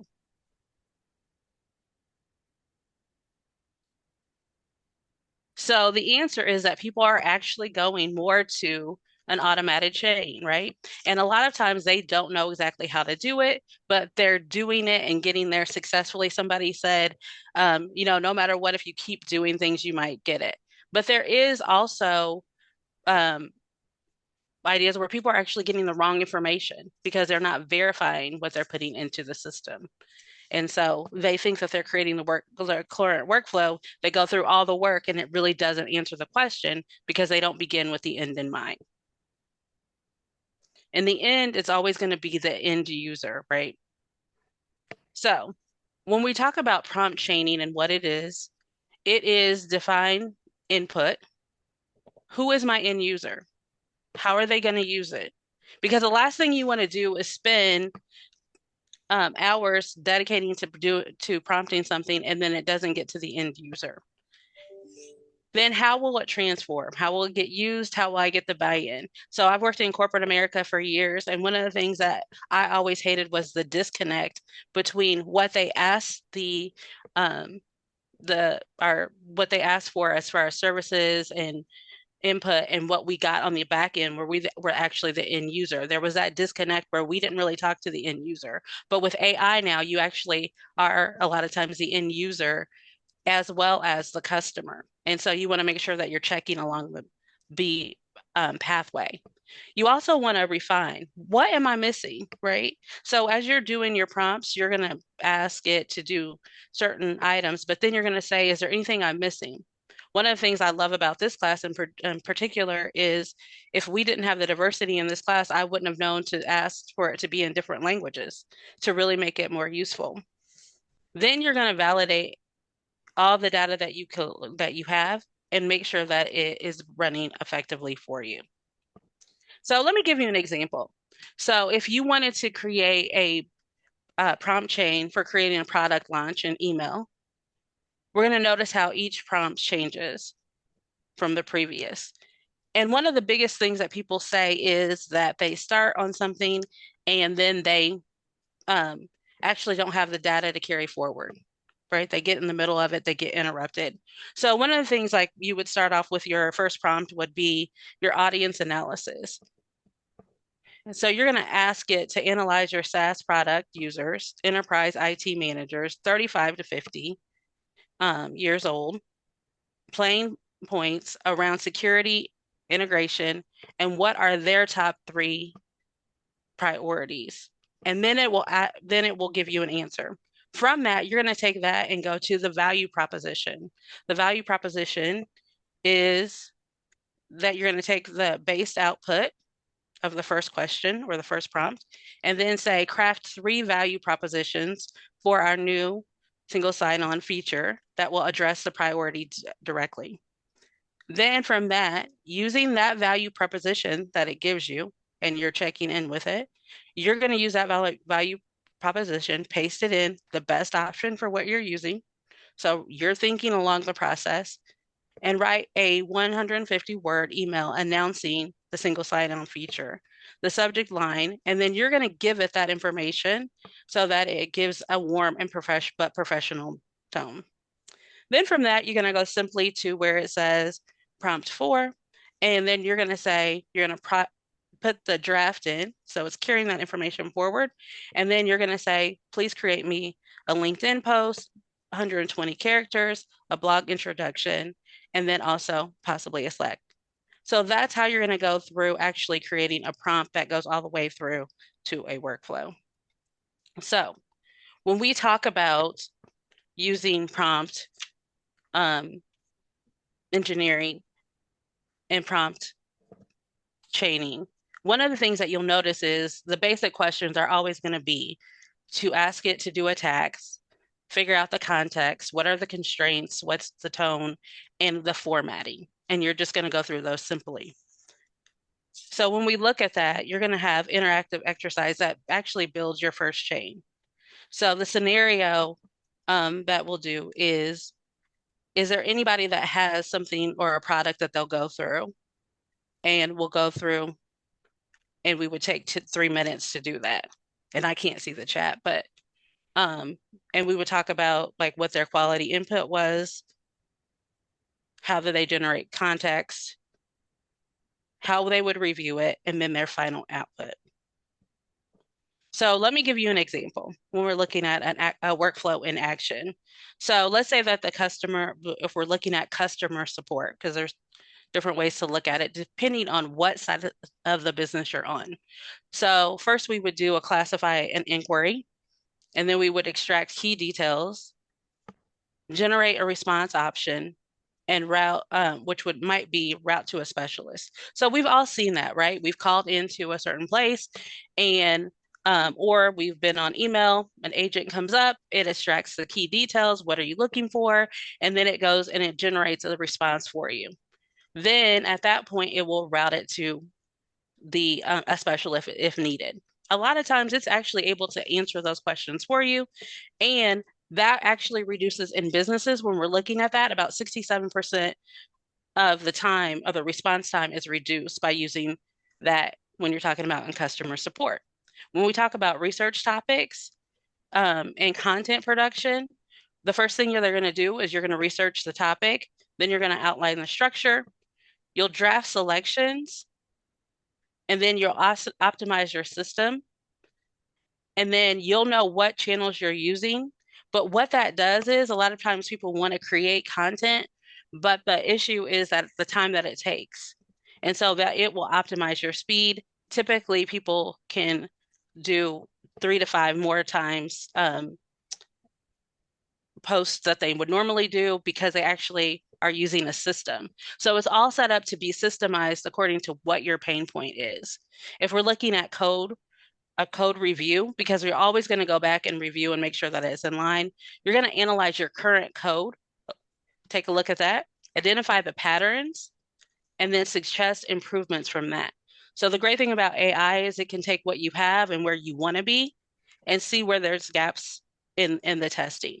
It'll generate the test for you, and that can lead to faster reviews 80% of the time.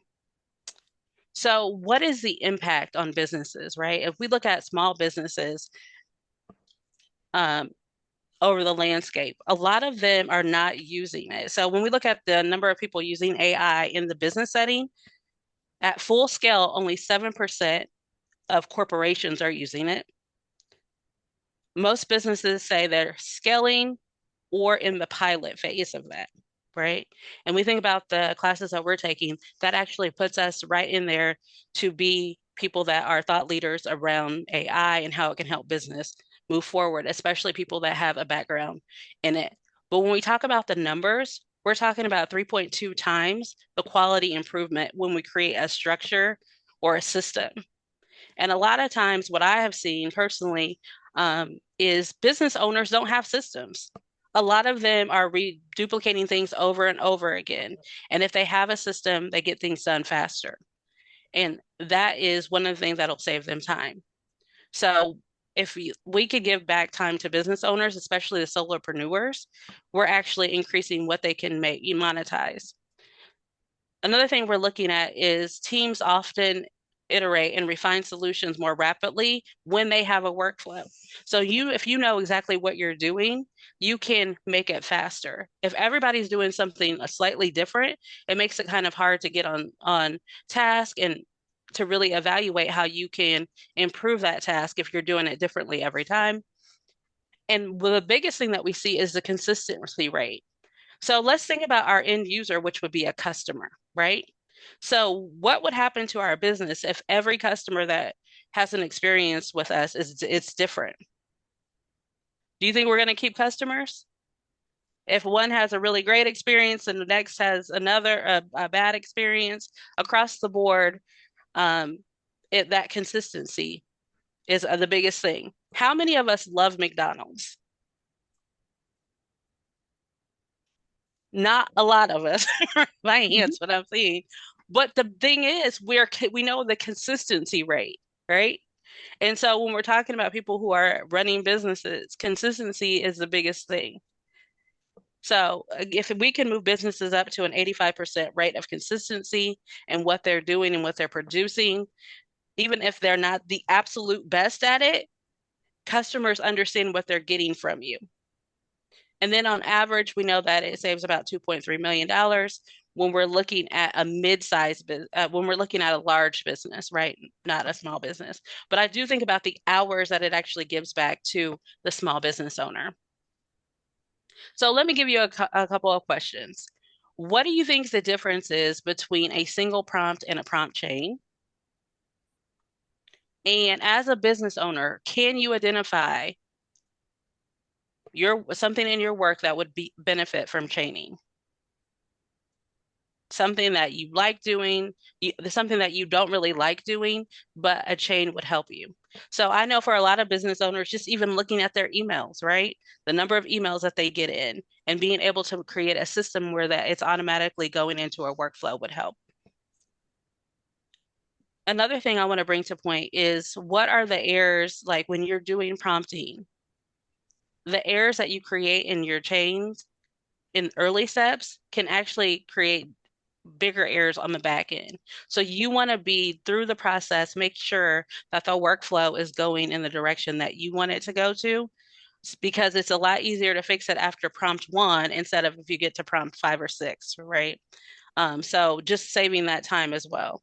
We don't want to create workflows that actually create more work for the end user. And so also look at 3 workflow examples, and we talked about those, and we had patterns to each that you could follow. So I know everybody thinks that their business is slightly different than somebody else's, but there are consistent workflows that we can create that help you move forward. So if I were asked a question about implementing prompt chaining after today, tell me how comfortable you would be with it. Give me a 1 if you're ready to start immediately. 2 if you need to experiment first. 3, you want to see more examples. Or 4 if you have specific questions. And again, I can't pull up the chat. Well, it's 1 to 4 with 1 being you're ready to go now. Right, ready to start immediately. So at that point, that's when I would talk about the class that we're having and da-da-da-da. Yeah.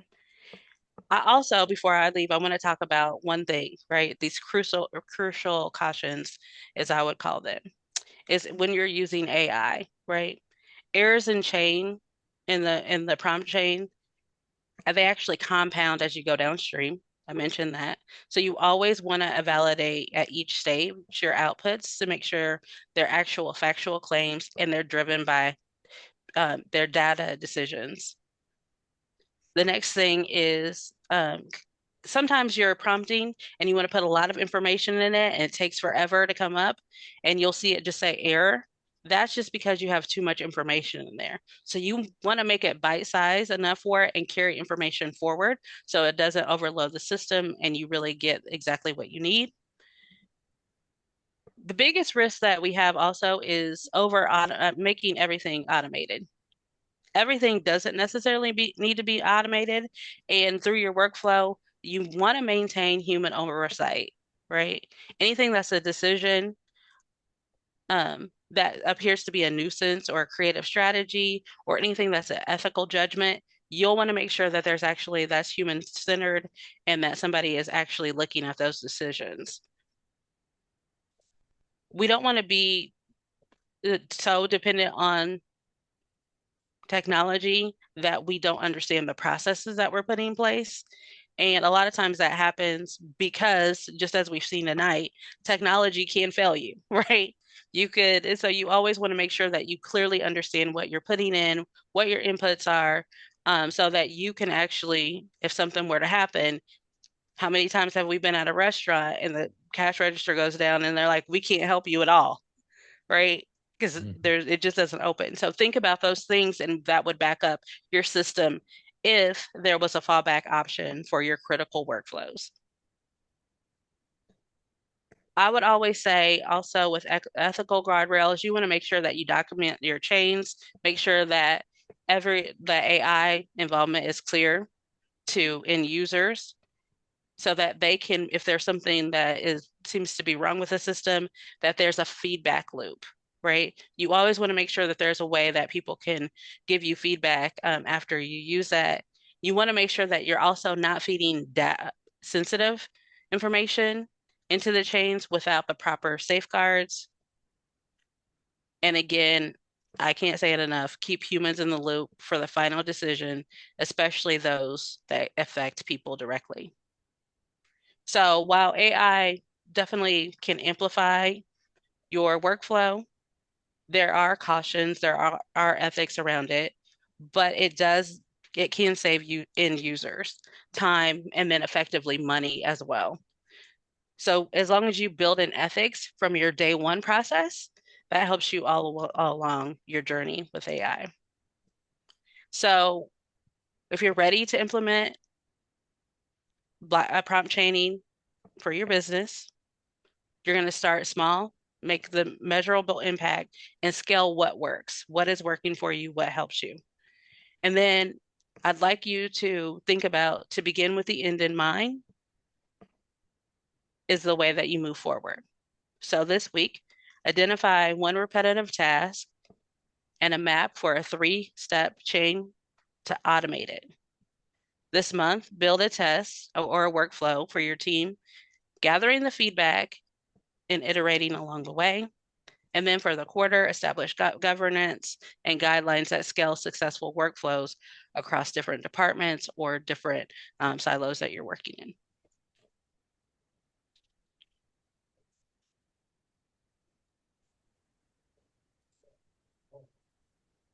Nice job. Good job. Yeah. I have a comment. I'll take it. Okay. I just wanted to kind of echo what you were saying about the when you're building your chain steps at catching those errors early. That's just like building quality into anything that you're going to make, which in my opinion, it helps build trust, because when you're starting to teach people, that's the first thing they want to know, is this really going to work, or is this going to mess me up or whatever? So they have the control in helping to build that quality to bring forth that best automated workflow. So I just want to say that, and you did a great job. I love it.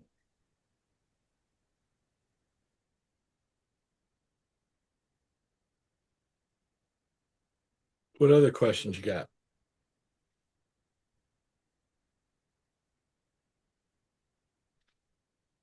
You bring a nice human quality to the AI that us tech people don't always have. We think more like in ones and zeros and much more mechanically. And your approach to it, to show people how it can actually work, that brings the human aspect into it, that a lot of that gets left out by those of us who play with computers all the time. Good job.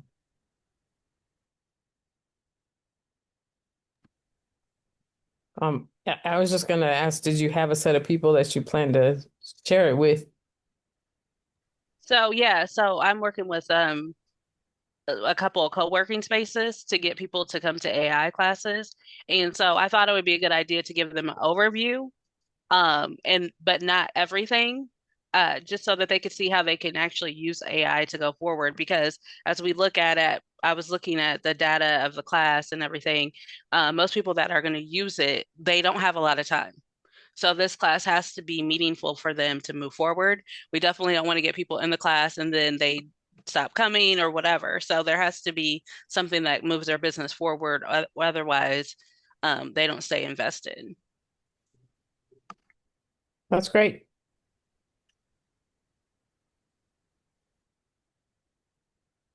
Great job, Carletta. This was spot on. I just had a meeting today at an AI workshop about this. And so I thought, "Ooh, this is great. I need this. I need you to do the presentation. This is great." And the great thing about AI is like I would have made it more colorful, but it was like, okay, if this is who your art audience is, kind of subdue it, and then just, making it different than I would probably make it if it were a different audience. One question that was asked to me during my workshop earlier about this was how would they like track like outcomes, like if they went through the AI session, how would you know it is benefiting them? Like how would you track that? I'm a survey person, so I will have a survey at the beginning. You can use SurveyMonkey, and set up an account there, but you can use a survey at the beginning and one at the end, and then you can ask them if they want to stay connected to you, and then make sure that they're using InnoPower AI as well on that survey, and then that way you can stay engaged and kind of know where your numbers are personally. You can also invite them to community.innopower.ai, right? You can bring them into the community and stay connected that way, right? By reaching out to them. Hey, how's it going? I mean, it's not everybody's going to respond to that. Not everybody's going to like it, but it is an opportunity to do that. And people want to be included. They want to feel like they're, that they're in this with other people and not just, these lone wolves out there, that they've got people to collaborate with. So you can invite them. They can use, as Carletta said, use InnoPower.ai. Yeah. I thought, I'm going to say this about everybody, and then I'm going to get into specifics with Carletta. I think that if I noticed one thing that I was surprised by was that everybody to date does a good job of not reading your slides. You hit the high points, but you're not just reading, right? You're talking and you're the slides provide basic information and you're providing the color around it in terms of, engaging and personal stories. I think, I mentioned that Josh's storytelling approach kind of drew me in, right? And, everybody's relatable, right? And I think that's important as you go forward and are a facilitator or a teacher. Can people relate to you, right? Or do you put them off, right? I think it's really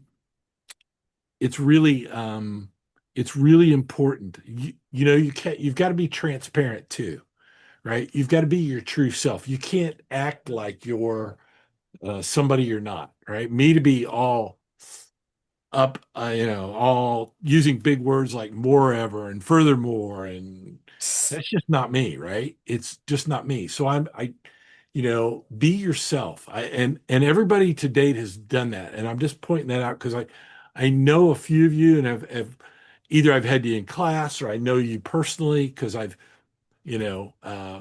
interacted with you in other places. And I would just say, just be yourself, right? And that's why this is kind of interesting is because every one of these presentations is different and unique in their own way. They take their own different stance or style, and they bring their own style to it.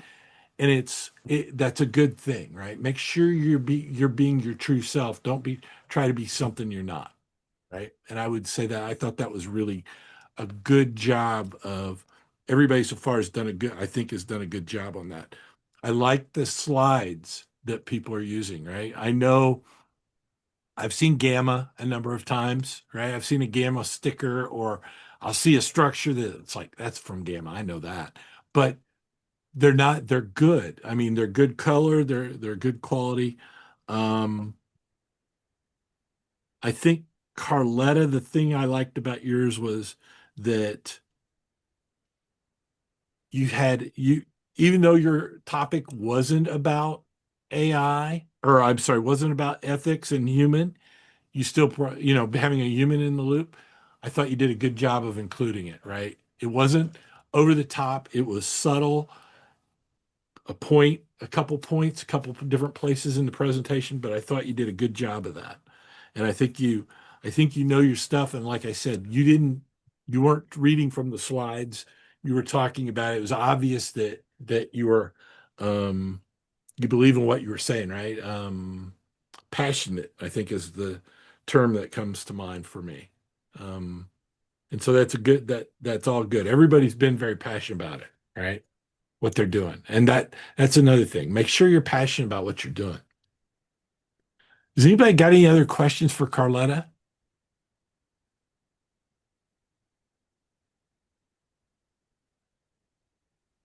I thought she did a good job. I thought everybody's done a good job. So the bar is set pretty high for the rest of you. So you keep waiting. Who knows how high that bar is going to get. So, are there any questions of me?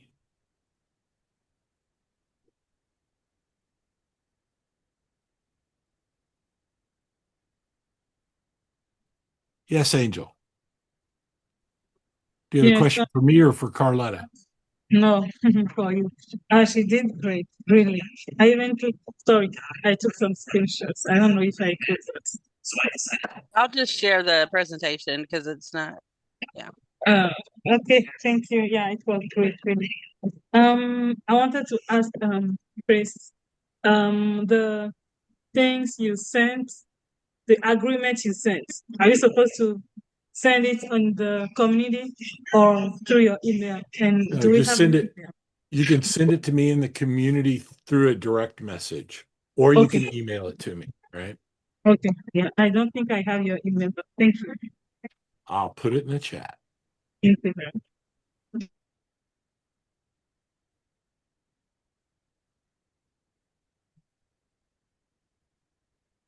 You may I also, do have a question. you might also, sorry, Sharon, if you, if you haven't signed the contract yet, I'm going to be talking to getting these videos and start taking a look at what we can do to get clips. If you're interested in having us post about what you did,